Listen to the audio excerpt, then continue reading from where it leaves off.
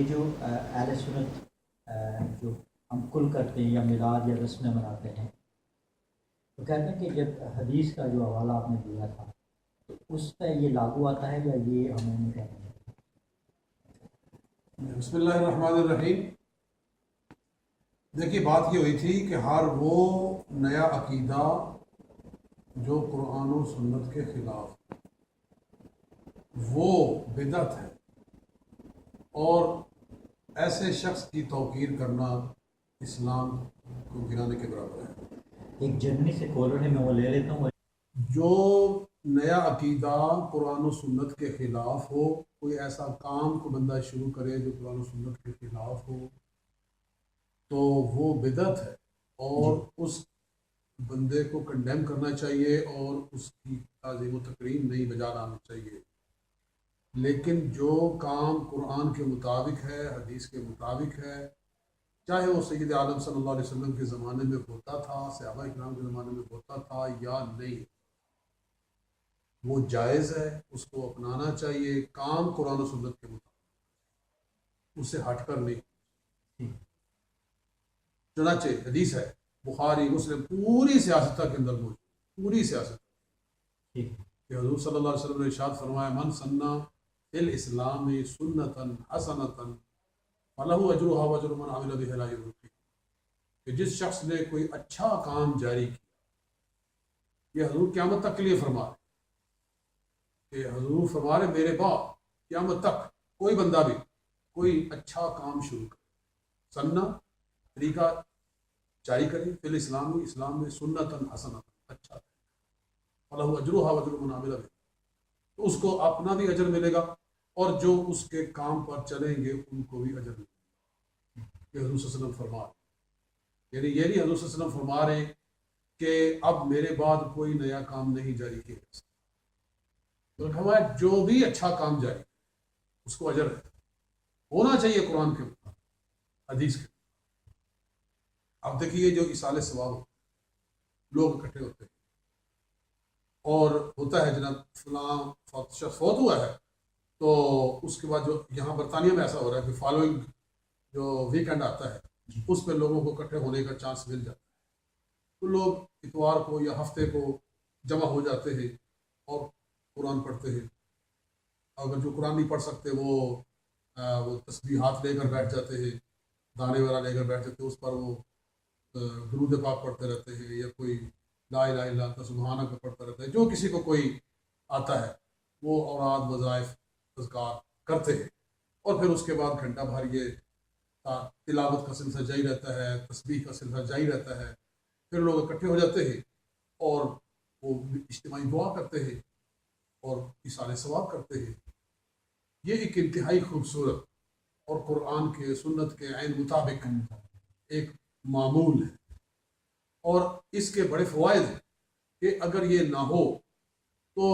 عموماً دیکھا گیا ہے کہ لوگ ادھر میت کو دفنا کے آئے،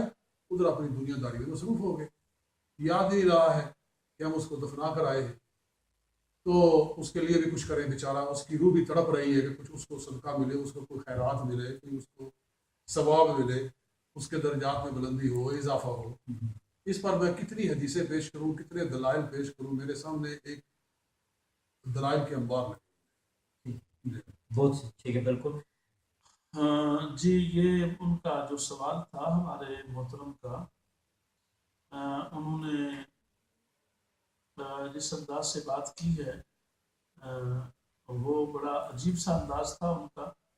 ان کو اس انداز سے بات نہیں کرنی چاہیے کہ اگر وہ خوش عقیدہ ہیں جیسا کہ انہوں نے اس کا ذکر کیا ہے، تو اس کو اس بات کا انہیں ادراک ہونا چاہیے. مسلم شریف کے اندر باب الایمان میں یہ حدیث پاک موجود ہے، اور دیگر طرق سے بھی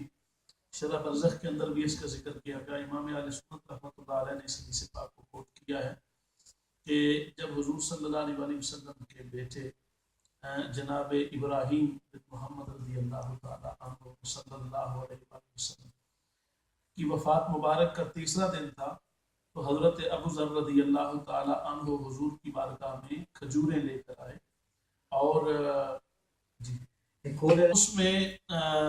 نبی پاک صلی اللہ علیہ وسلم کی بارگاہ میں حضرت ابو ذر نے رضی اللہ تعالی عنہ نے کھجوریں اور دودھ پیش کیا، اور یہ تیسرا دن تھا۔ نبی پاک صلی اللہ علیہ وسلم نے اس پر سورہ فاتحہ پڑھ کر 3 بار قرآن شریف پڑھ کر اس پر دعا فرمائی، اور دعا فرمانے کے بعد باقاعدہ یہ ارشاد فرمایا کہ اے پروردگار اس کا ثواب ابراہیم کو پہنچا اور اسے برکتوں سے مالا مال فرما، اور پھر وہ کھانا جتنے بھی لوگ حاضر تھے ان میں آپ نے تقسیم فرما دیا۔ تو آپ یہ کیسے محترم کہہ رہے ہیں کہ نبی پاک صلی اللہ علیہ وسلم کے زمانے میں سود کا ختم نہیں ہوا؟ میں نے آپ کے سامنے حوالہ پیش کر دیا ہے۔ اگر آپ کے پاس میں آپ کی یہ قید بھی نہیں لگاؤں گا کہ حدیث صحیح درجے کی ہو یا صحت میں اس کا بڑا اعلیٰ درجہ موجود ہو، یا جو انتہائی قوی ذرائع ہیں حدیث مبارکہ کے یا حدیث پاک کے متن کے یا اس کی روایت کے وہ لے کے ہیں، میں آپ سے صرف اتنی بات عرض کروں گا کہ آپ کوئی ضعیف ترین روایت یہ دکھا دیں کہ جس میں سرکار صلی اللہ علیہ وسلم نے منع کیا ہو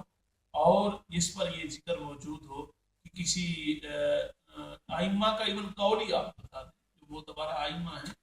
محدثین ہیں ان میں سے کسی ایک امام کا یہ قول بتا دیں۔ جیسے آپ بڑے طریقے سے بہت سارے لوگ یہ پوچھ لیتے ہیں کہ کہیں پر یہ لکھا ہوا دکھا دیں کہ یہ کرنا جائز، تو میں نے حدیث پاک میں یوم ثالث کا باقاعدہ ذکر، تیسرے کا ذکر موجود ہے، تیسرے دن کا، تھرڈ ڈے کا۔ تو آپ کسی ایک جگہ پر دکھا دیں جہاں تیسرے دن کو کسی ایک نے بھی ائمہ میں سے، صحابہ پاک میں سے، اہل بیت اطہار میں سے کسی نے کہا ہو کہ یہ بدعت کا اطلاق جن امور پر آپ کر رہے ہیں، جیسا کہ فرما دیا ہے،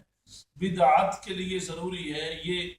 جتنے بھی جس کسی کو بھی آپ صاحب منجد کو دیکھیں، قاموس والے کو دیکھیں، ابن منظور کو دیکھیں، جتنے بھی معتبر ہیں لغت کے اعتبار سے یا تشریح اور اصطلاح شریعت کے اعتبار سے بھی اگر آپ جائیں گے تو بدعت کا معنی کسی ایک نے بھی یہ نہیں لکھا کہ ہر نیا کام، ہر وہ نیا کام جو قرآن و سنت کے مخالف ہو۔